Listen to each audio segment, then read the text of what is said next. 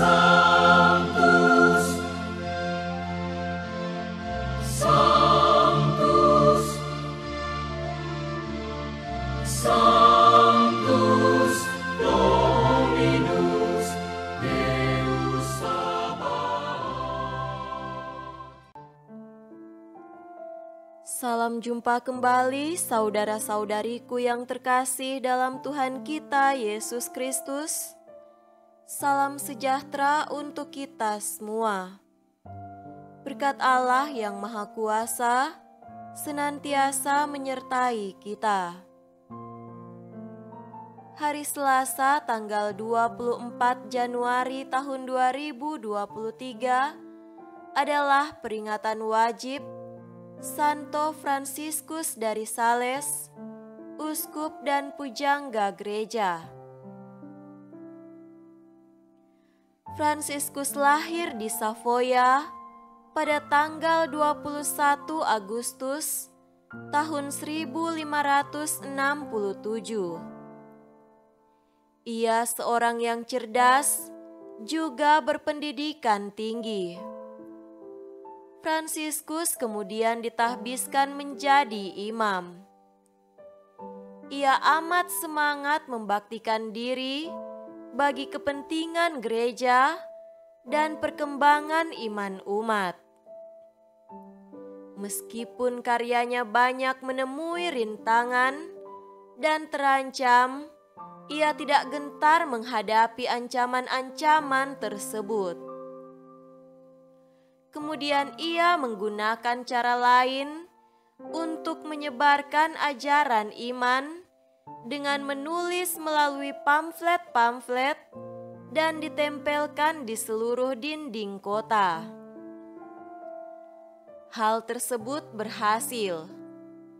Dalam waktu singkat, 25.000 orang bertobat.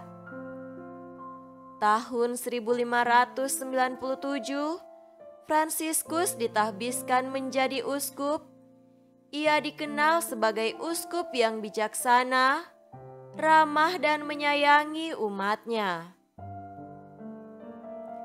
Pendiri suster-suster visitasi ini meninggal tahun 1662 di Lyon, Prancis. Fransiskus adalah orang kudus yang merintis penggunaan surat kabar dalam pewartaan iman. Ia digelari pujangga gereja dan pelindung para penulis dan pers Katolik.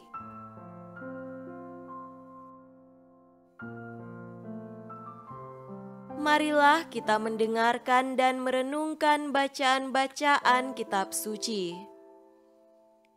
Bacaan pertama dari surat kepada orang Ibrani, bab 10, ayat 1 sampai 10.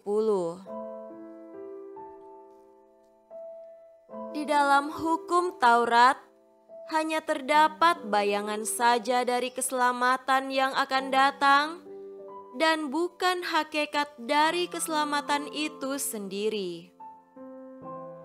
Karena itu, dengan korban yang sama yang setiap tahun terus-menerus dipersembahkan, hukum Taurat tidak mungkin menyempurnakan mereka yang datang mengambil bagian di dalamnya. Sebab jika hal itu mungkin, pasti orang tidak mempersembahkan korban lagi, sebab mereka yang melakukan ibadah itu tidak sadar lagi akan dosa setelah disucikan sekali untuk selama-lamanya.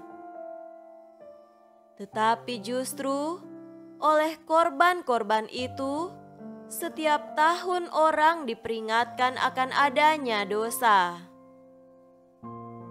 Sebab tidak mungkin darah lembu jantan atau darah domba jantan menghapuskan dosa. Karena itu, ketika ia masuk ke dunia, ia berkata, "Korban dan persembahan tidak engkau kehendaki, tetapi engkau telah menyediakan tubuh bagiku. kepada korban bakaran dan korban penghapus dosa, Engkau tidak berkenan. Lalu aku berkata, sungguh, aku datang, dalam gulungan kitab ada tertulis tentang aku, untuk melakukan kehendak-Mu ya Allahku. Di atas ia berkata, korban dan persembahan, korban bakaran dan korban penghapus dosa, tidak Engkau kehendaki, dan Engkau tidak berkenan kepadanya, meskipun dipersembahkan menurut hukum Taurat. Dan kemudian katanya, sungguh, aku datang untuk melakukan kehendak-Mu. Yang pertama ia hapuskan, supaya menegakkan yang kedua. Dan karena kehendaknya inilah, kita telah dikuduskan satu kali untuk selama-lamanya oleh persembahan tubuh Yesus Kristus. Demikianlah sabda Tuhan. Syukur kepada Allah.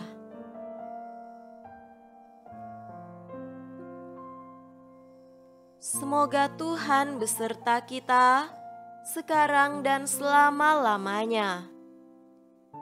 Inilah Injil suci menurut Markus. Dimuliakanlah Tuhan. Injil Markus bab 3 ayat 31 sampai 35. Lalu datanglah ibu dan saudara-saudara Yesus. Sementara mereka berdiri di luar, mereka menyuruh orang memanggil Dia. Ada orang banyak duduk mengelilingi Dia. Mereka berkata kepadanya, "Lihat, ibu dan saudara-saudaramu ada di luar dan berusaha menemui Engkau." Jawab Yesus kepada mereka, "Siapa ibuku dan siapa saudara-saudaraku?" Ia melihat kepada orang-orang yang duduk di sekelilingnya itu dan berkata, "Ini ibuku dan saudara-saudaraku. Barang siapa melakukan kehendak Allah, dialah saudaraku laki-laki, dialah saudaraku perempuan, dialah ibuku." Demikianlah sabda Tuhan. Terpujilah Kristus.